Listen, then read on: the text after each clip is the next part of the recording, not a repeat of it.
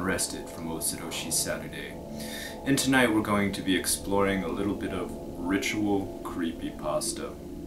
We're also going to be studying the essence of fear which surrounds these, something that can be measured in levels, the first of which being that boo or jump scare factor, in which something lurking behind obstacles in your house suddenly jumps out and scares you, to the next of which lies in the lurking scare, that scary, spooky feeling that creeps into your house at night when you are alone and the floorboards creak. The last of which is the madness, the fear which engulfs you, the one in which H.P. Lovecraft wrote about in his chthonic novels, dealing with how something can be so scary, it drives you insane. Let's begin tonight's creepypasta by first reading word for word the elevator ritual. This is a ritual which started in Korea first, South Korea for those of you who doubt its origin. It was known as the elevator game. Later it moved to Japan where it was called the elevator ritual and later became famous on websites as the elevator ritual creepypasta. I'm going to go ahead and read word for word how this goes down and what steps you must take in order to follow the elevator ritual. How to go to another world by using an elevator. What you will need: a building with 10 stories. Step 1. Get into the elevator. You must get in alone. This is important. Step 2. While in the elevator, go to the following floors in this order: 4th floor, 2nd floor, 6th floor, 2nd floor, 10th floor. Note: if someone gets in while you are doing it, you cannot complete the ritual. Step 3. When you arrive at the 10th floor, press the 5th floor button without getting out. 4th. When you arrive on the 5th floor, a young woman will get in and join you in the elevator. Do not speak to her. Now this is a very important note. I've read a little bit about this and the woman who gets in. Apparently, people who do try to speak to her have a chance of going completely insane, or the fact that her hair is covering her whole face is eventually moved to the side and you can peer upon what some have said is peering into a void or a nothingness behind the hair that will drive you mad. So, as it says, do not try to talk to the woman. Step 5. After the woman gets in, press the 1st floor button. Step 6. After you have pressed the 1st floor button, the elevator will take you up to the 10th floor instead. After, it will take you down to the 1st floor. If you press the other floor buttons at this point, you will fail to complete the ritual. This is your last chance to quit. Step 7. When the elevator has gone past the 9th floor, you can take it as a sign that the ritual is now nigh complete. There is only one way of checking if you have successfully completed the ritual or not. The world in which you have arrived should have only one person in it: you. Now, apparently, this new world that you arrive into is a black and white world covered in mist, something like you would imagine Silent Hill being. In the distance, all you can see is a red neon cross that you will never be able to reach. Now, people who have studied this or actually have tried it themselves report going out of the elevator or the building in which you started the ritual in is highly inadvisable, due to the fact that the only way you can reverse the ritual is by doing the exact same steps backwards in the same elevator to return to the normal world. Now, if you stay in this world, you will eventually become one of its entities, or be haunted or hunted by the entities that enrapture and corrupt this world. They are not of a corporal presence, apparently, something ethereal. That's all I've got.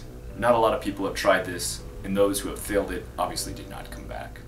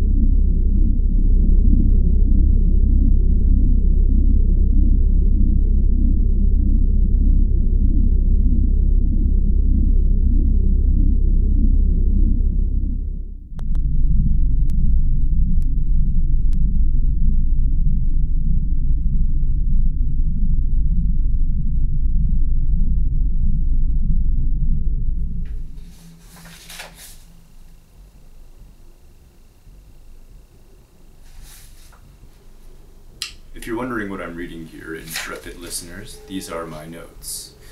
Yes, you see, when I actually investigate or research a ritual creepypasta, many a note is taken. I keep it in my book of faces. Our first face tonight is Alisa Lam.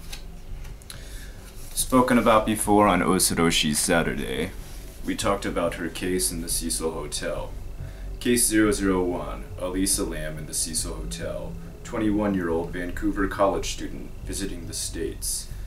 LA authorities state as of June 2013, Lam's death has been recorded as an accidental drowning, apparently caused by stress brought on by having bipolar disorder.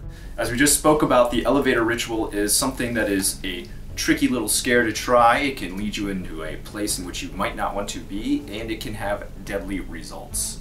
And apparently, there's the possibility that the Alisa Lam case is connected to this. What I'm going to go ahead and show you right now is footage from the elevator Alisa Lam was last seen in via camera. It records her pressing multiple buttons. In any such order we can't really tell because we can't read the numbers on the elevator, but at the same time it seems to be a frantic procedure in which she seems to be in quite a scare. Take a look and realize that this footage may be uncomfortable for some.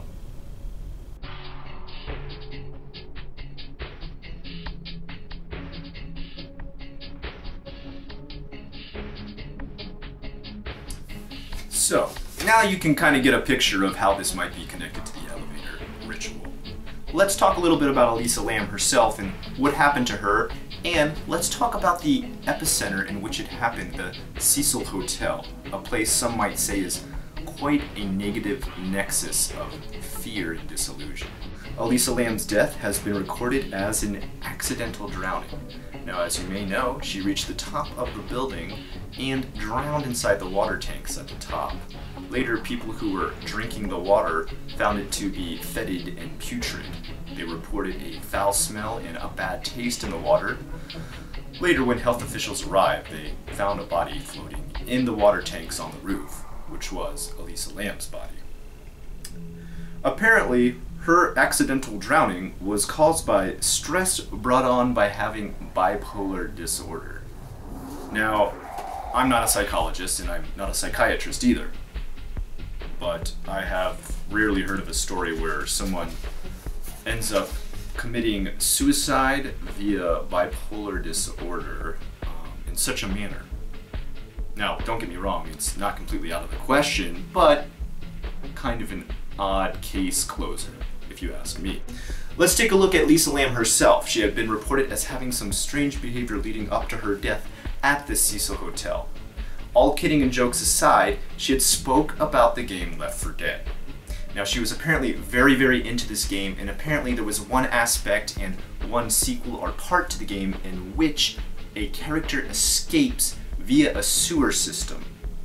And apparently she became obsessed with this idea of escaping in a prison or a place in which she is trapped via a sewer system, and she talked zealously and frantically to friends over the phone about how she wished she could do this one day, that there would be some sort of sewer system or series of pipes that could lead her out of a trapped part of her life.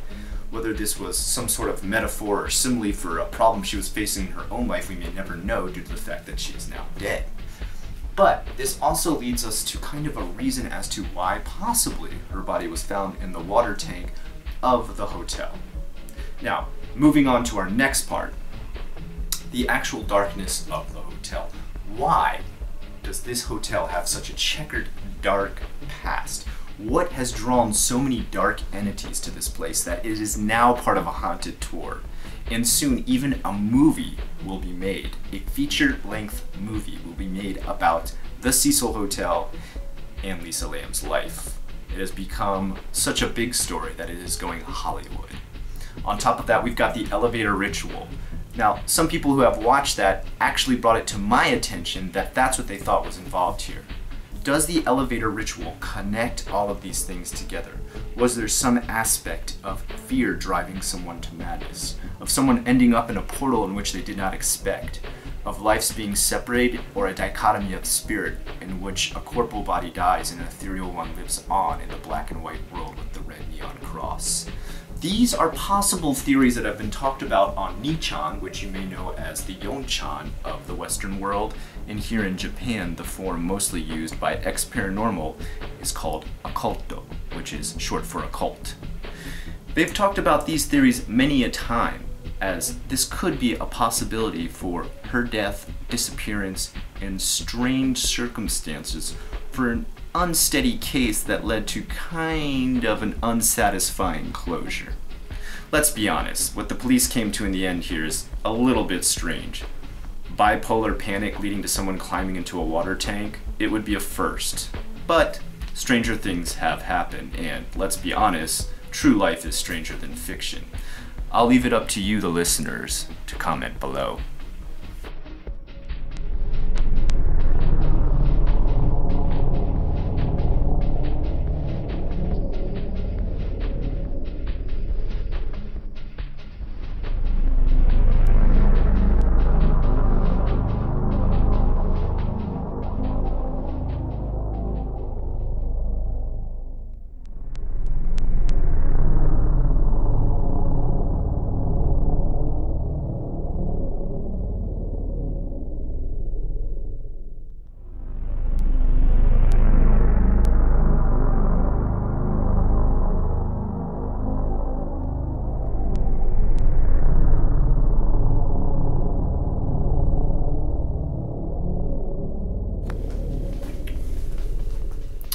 Odd facts surrounding the Cecil Hotel, the site of Alisa Lam's death.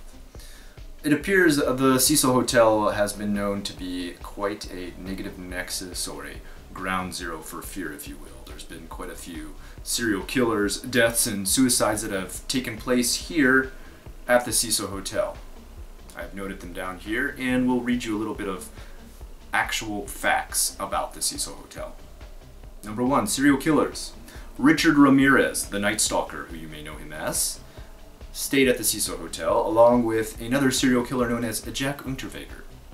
Suicides at the Cecil Hotel. Helen Gurney, 50, jumped from the 7th floor in October 1954. Julia Moore, 27, jumped from the 9th floor in February 1962. Pauline Otan, 47, jumped from the 8th floor, oh, here's where it gets good, on October 1962. Her body landed on George Giovanni, 65, walking by 90 feet below. Both were killed instantly.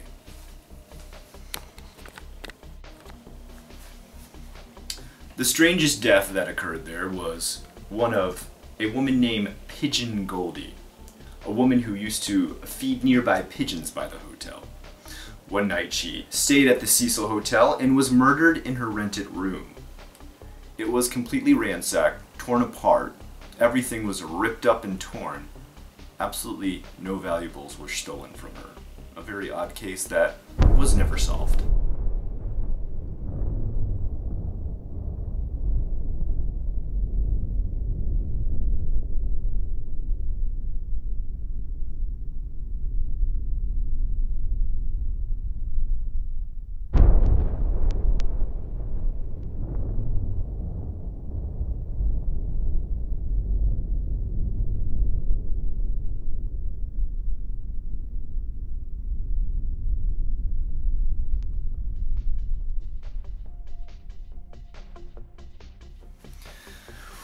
What we're going to go ahead and do now is just talk about some creepy facts that connect all three of these little stories here, the Alisa Lam, the Cecil Hotel, and the creepypasta ritual known as the elevator ritual.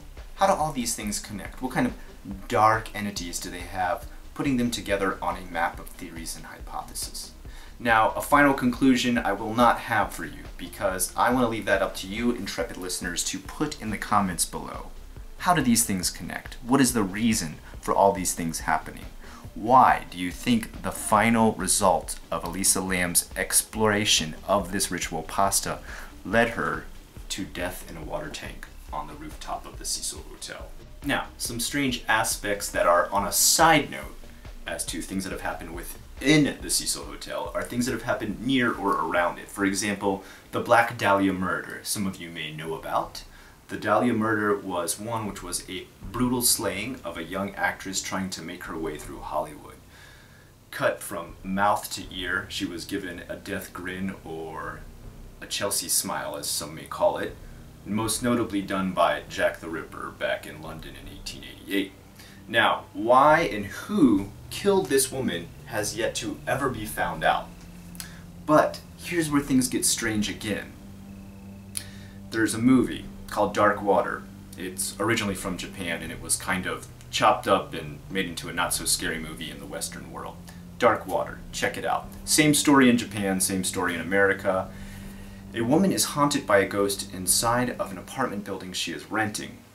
Now, when she's renting this building, constantly she is followed by a ghost in the elevator as she rides up and down. This ghost is slowly driving her mad, making her life horrible, and haunting her through her very days at this apartment.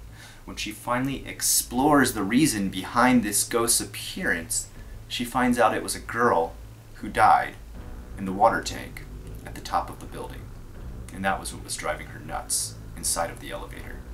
Now, how does that tie to Black Dahlia? What are you talking about? Well, in the American version of the movie, the main actress, her character is called Dahlia. And all of that ties back into even more darkness that connects on a map, weaving itself into a center point that is the Cecil Hotel, in which apparently this elevator ritual was committed. Now, do all these things match up? Do they really connect? Is it all just a bunch of coincidences connecting together strangely at the same time? I don't know. You know, I'm not a conspiracy theorist. But I am someone who lists a series of facts on a piece of paper that definitely did happen and see them all connecting in some manner. Again, I leave it up to you, the listener.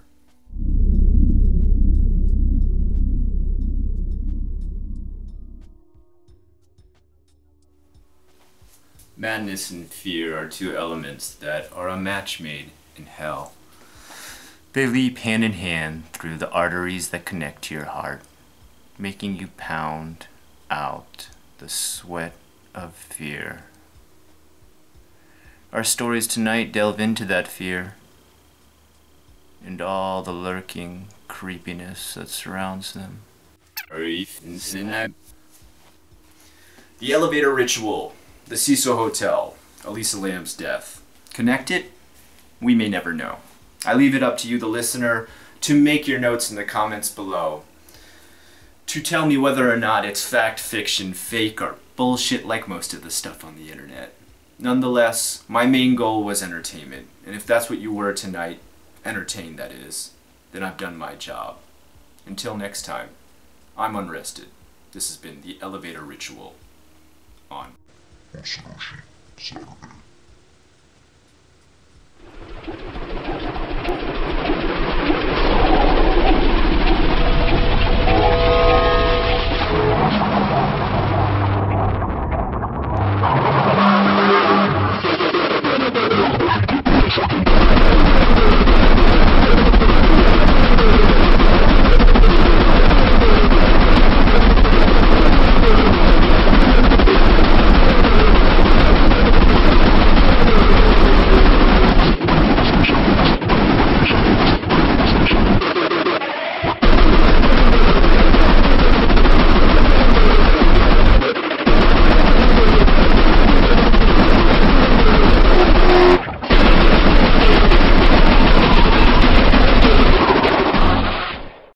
She decided in which to finally fulfill this fantasy of escaping a billion.